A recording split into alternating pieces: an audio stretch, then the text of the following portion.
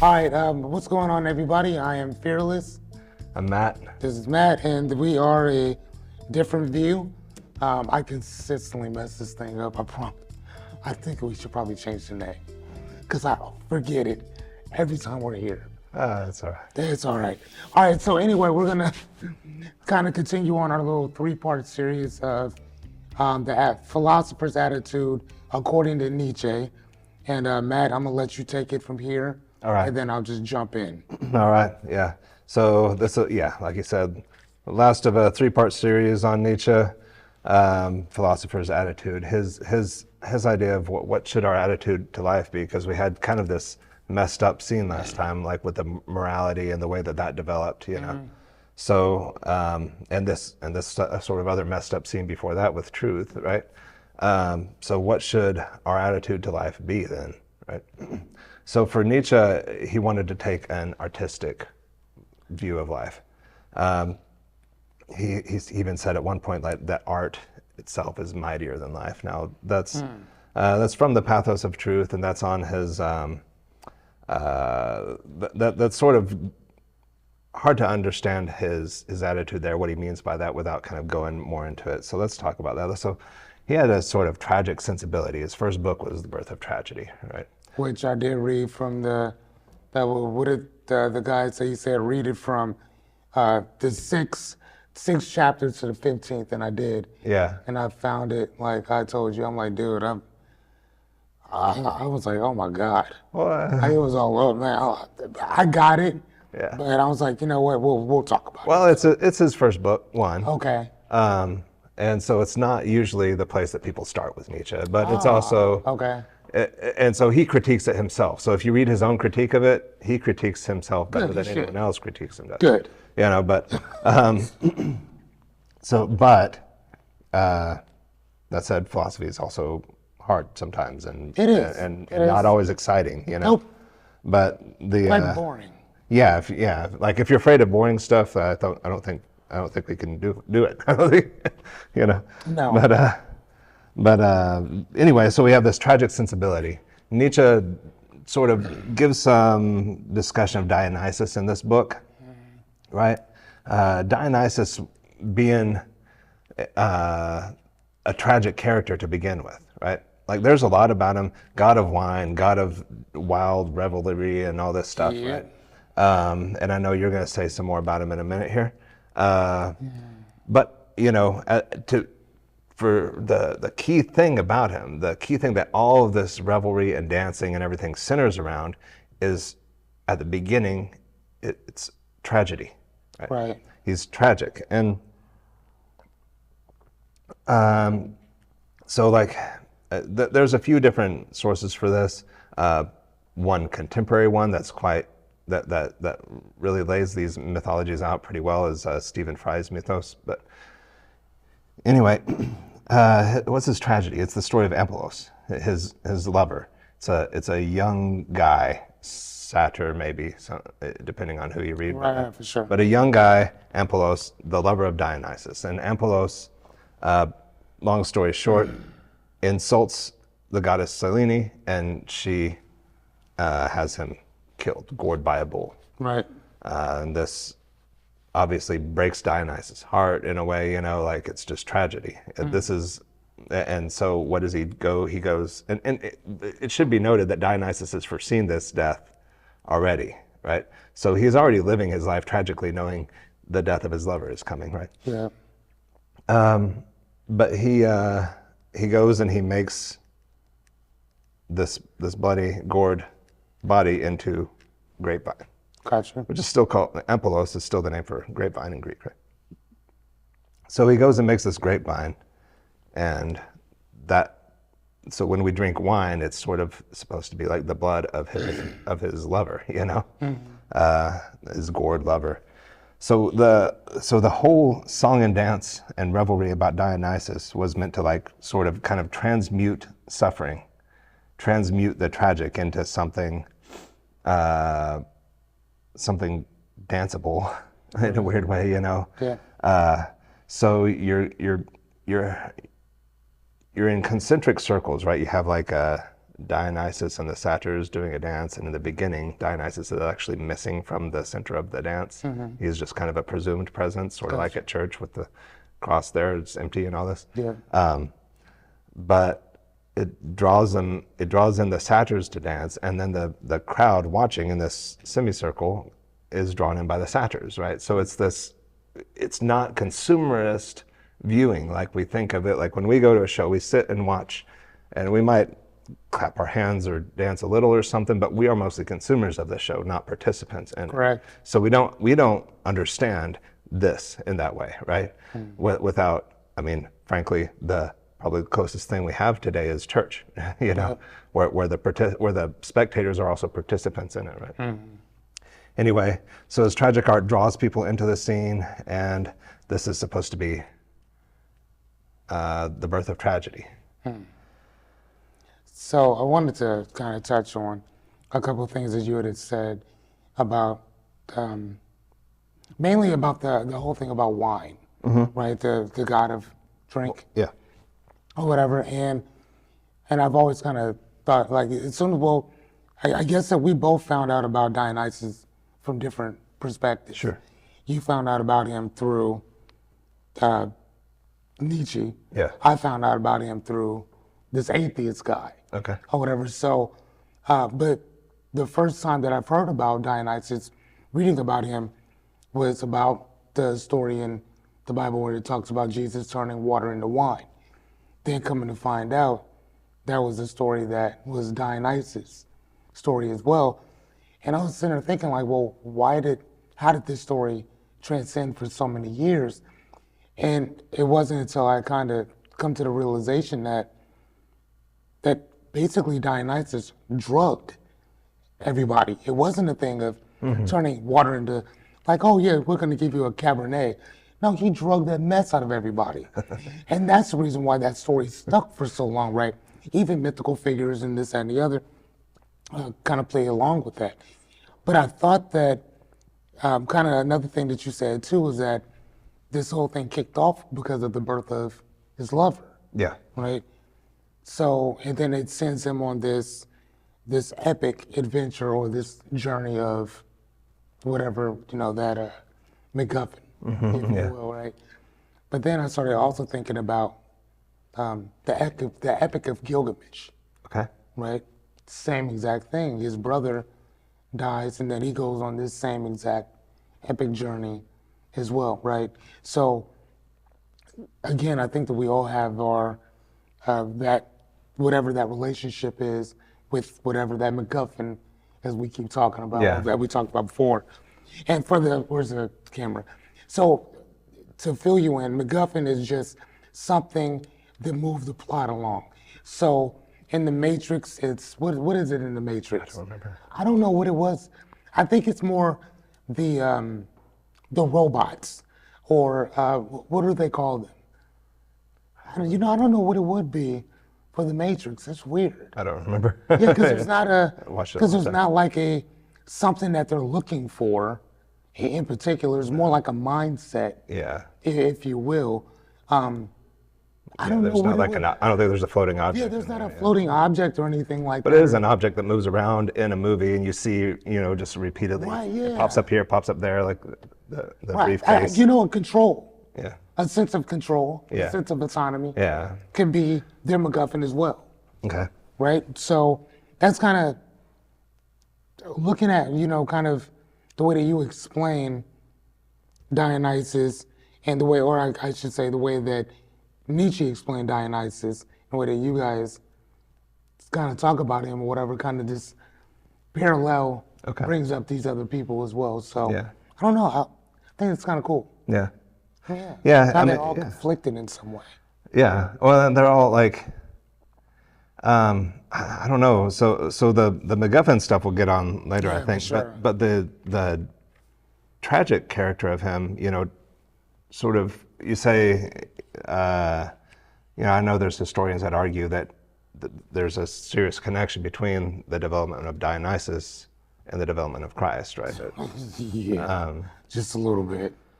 So that there's one big glaring obvious similarity is that tragic aspect. I mean, Christ is obviously clearly a tragic character. Yep. Of course, in Christianity, there's a difference where at the end it's like, no, never mind, guys, it's all good. We're resurrecting. Yeah, It's we're gonna be good. fine. Yeah, don't We're worry about fine. it. Yeah. But that All's doesn't. forgiven. Yeah, yeah. But that one doesn't happen with Dionysus, right? We stay tragic. Here, Yeah, right. yeah, for sure. There's a couple other concepts. Did you have anything else to say about that before? No. I mean, I kind of touched on it, then no, keep going. Okay. I Okay. like it. So yeah, a couple other concepts that convey, I think, effectively the philosopher's attitude. By the way, connecting that Dionysus back to think about how messed up that morality matrix we talked about last week, how messed up that situation is, right?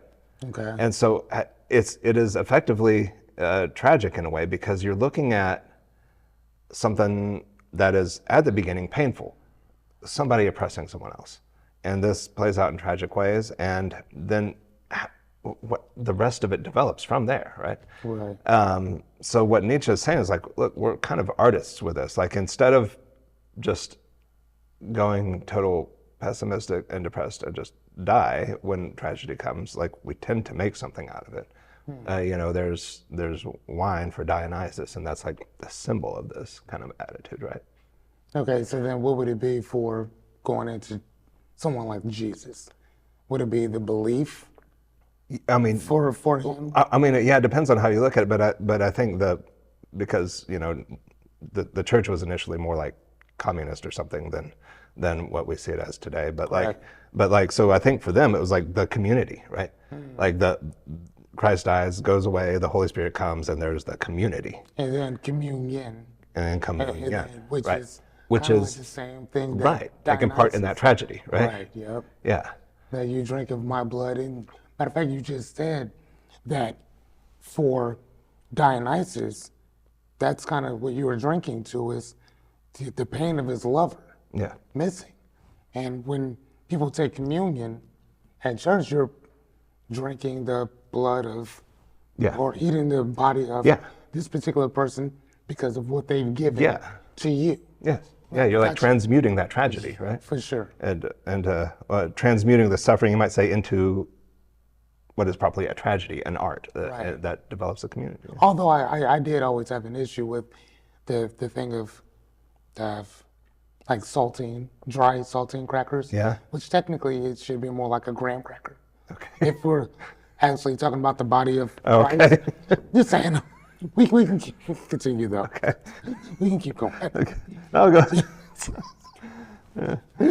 All right. I'll stop. Go ahead. No, it's not. I don't care. So moving on a little bit, what else do we get from this tragic existence? Well, Nietzsche eventually, like later on, develops this idea of the Übermensch, which I'm not going to go on a lot because there's a lot of people think a lot of different things about it. But just like I said last time, the Übermensch, that? Uber meaning super, Mensch meaning man. So the Uber, super or over, right? So the Superman or the Overman, right? So when we call for an Uber, is that what we're Yeah. calling for? Yes. Yeah. So Uber just means super in German. Yes, or over. Right? Or over. Yeah, which are the same thing, really, etymologically. So super or over. yeah. I mean, That's I Uber. don't understand. Why would that be? Why can't you just say taxi? Is taxi the same thing in? I don't know. It's marketing, man. They just put in words that. All right, cool. I guess that works. But So Uber means over or man. Okay, gotcha. Mensch means man Mensch means man. Yeah. And Uber just means Over. super or or over, right? Gotcha. So it's the Overman or the Superman, right? Okay. Superman sounds funny because so for sure. we just go with Overman. The Uber Mensch. Yeah. So is that what Superman's thing would be? Be like a big U? Yeah, I think that they were trying like to. a- Yeah, I think they're. I I'm don't just know. saying. I don't know the director, or the writer, but like I suspect they read Superman? Nietzsche. Yeah, no, I don't mean, remember. The last time I said something that got edited, I'll tell you after the show. Okay. I already edited Superman. I'll tell you after the show. All right, fine. But so the Übermensch is like we talked about this tightrope walker, how Nietzsche demands the seriousness of the fact. That is at the beginning of Thus Spoke Zarathustra, where Nietzsche talks about the Übermensch. Thus Spoke Zarathustra. Zarathustra is another name for Zoroaster, Yeah, right? for So sure. Yeah. his I know that because that's what he yeah. practiced. Right. So Yeah. this guy that comes to be the next Zoroaster. Now Yeah. that we've discovered that God is dead and all this, now we have the new Zoroaster, which is the Uber, sort of illustrating the Ubermensch. Gotcha. But Okay.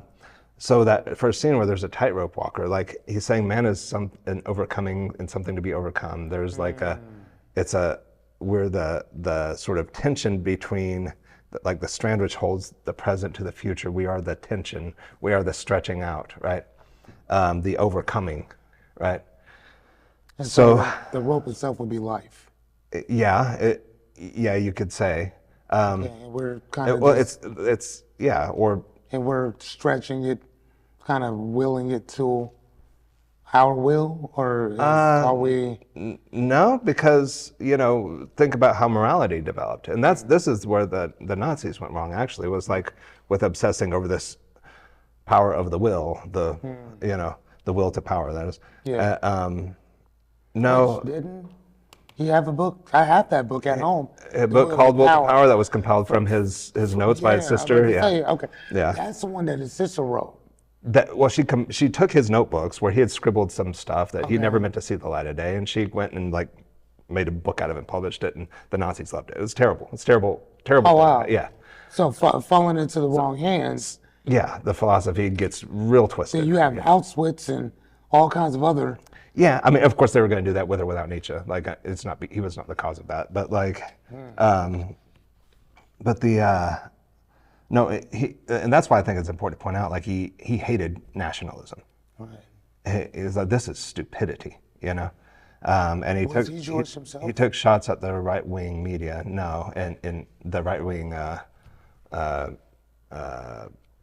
publishers in Germany as well. But no, he wasn't Jewish himself. That I don't think that I know of. But so this tension, like, okay, so think of that morality matrix. Like, is Nietzsche saying we should be the noble good, or is he saying we should be the what is he saying we should be here? What am I supposed to be looking at that? We are the tension between it, or in another way, you could say we are that which is missing from it. Right. Right. So then it's basically the observer and what the observer is going through, or that person's experience that kind of puts them where they are within this matrix, then, correct? To a degree, yeah. Yeah, but Because, I what mean, Nietzsche said, but what's the difference between the regular observer, the regular person reading this, and the philosopher's attitude? The philosopher's attitude is that which stretches these things out to begin with, Yeah. that breaks this apart. And that's why I like made these claims like I am dynamite and all this, but like that breaks this apart in the first place and holds it in tension, doesn't take comfort or refuge in being one or the other or this or that, right? But holds this two sides in tension, right? The new and the old morality or whatever. Yeah, well, kind of like I do at my house. When you came over and you sat down and looked at my thing, like, and I keep that, right there, like it always kind of helps me to kind of check where I'm at, like in general, depending on what I'm thinking about, and it puts me like, okay, are you on some pettiness? Today, are you the noble good? Are you the saint? Are you the just? Where are you at? Right here. And again, most of the time, if you're not going through anything, you don't really see yourself really in much of it at all. It's only when you're going through something that morality kicks in. that morality starts to kick in. But as philosophers, I mean, isn't our job to? I've always read that we're consistently role playing these scenarios as they go through, so then you know kind of how you handle each situation as they pop up. You can't do it with everything in life, but there's certain things that as they pop up, you've already thought about that, you've already role played that. Oh, okay. So when you said role playing, I think I took it a little differently. I thought basically the way we deliver things is part of the philosophy itself. And that was kind of a thing with Nietzsche, and which makes reading any philosophy in the last 20 years like pretty sad because like it's written like in such an analytical way that you're like, oh, come on, guy. But I thought you were talking about more like ball gag, whip chains. what? I mean, role playing. That's what I thought you were going with it. I'm like, bro, this is a family show. What are you talking about? No, first it was the stripper with Alzheimer's. Now you got the book. Right. That's all I'm saying. Role play. We got it. So this tragic. So going back to the tragic bit. So we have the Übermensch. That's one expression. Think about that. The Dionysus being this holder of tragedy, right? Like, like you're not somebody. He's not. The point is, it's not resolved. The point is the non-resolution in a way, right? These celebrations hold in tension that tragic beginning, right? Yeah. The Übermensch is holding in tension these unresolved things, like I am me now and I am me in the future. If I'm just thinking like in terms of identity, like, and me in the past, and I'm the tension between all these things. And like the Übermensch is the one, that will hold these concepts in tension, the old and the new morality and this stuff. That observer, that third one, saying, these are where you guys all are. Right. But the key thing is he's not overlooking from on top, but he is still in it, right? Well, it kind of skews your vision though a little bit, because if you're in the picture, then you can't see everything around it. As opposed to if you go from that Uber standpoint, then you can kind of see a little bit more. So when we talk about maybe a video game or something, we'll get on that, because that's the paradox. There's something real paradoxical here. Okay. But one last bit I want to point out is that this tragic aspect, this tension, this sort of suffering, all this stuff gets brought to Nietzsche and saying, to him, we have to take all this and somehow affirm life anyway, because he was a student of Schopenhauer, the pessimist, and Schopenhauer saw all the reasons to, hate life, negate life. He thought Christianity was essentially a negation of life, a hate of this life. And that's what he's really against, and so he wants to say, no, we have to take all this tension, all this tragedy, and still yet affirm life. Don't resolve it, don't pretend it's done or gone, but still somehow affirm and love life. And that is amor fati. Amor fati is love of one's own fate. Right. So positive or negative. Yeah. All love it. Whatever it is. Accept it for what it is. Yeah. No wishful thinking. Not wishing for Nietzsche. His formula he's like, it's my formula for greatness is amor fati. That's wishing for nothing to be different, not anything at all. No wishful thinking. Okay. I didn't know that Schopenhauer was a nihilist. Well, he's a pessimist. So, so how wouldn't he be a nihilist? Well, nihilists, they don't believe that there's anything that's, It's like they kind of take the standpoint that nothing really means anything. Well, it depends what nihilism, because with nihilism you have, Nietzsche is sometimes called a nihilist himself, for all, all that view on truth, right? How, but I wouldn't think of him as that. Right, because he's never not. thought of him as nihilistic. Yeah, when you read him. Schopenhauer, on the other hand, it's like, dude, why am I even here? Let me go to the bathroom and handle something. But Nietzsche, not at all. He's more, to me, that from what I've gotten from him, he more or less wants you to see life for what it is. And stop trying to look at it from a rose-colored glasses and just look at it. Yeah. Deal with it from there, but be a little bit honest about it. Yeah. If you can, take the honesty. If you can.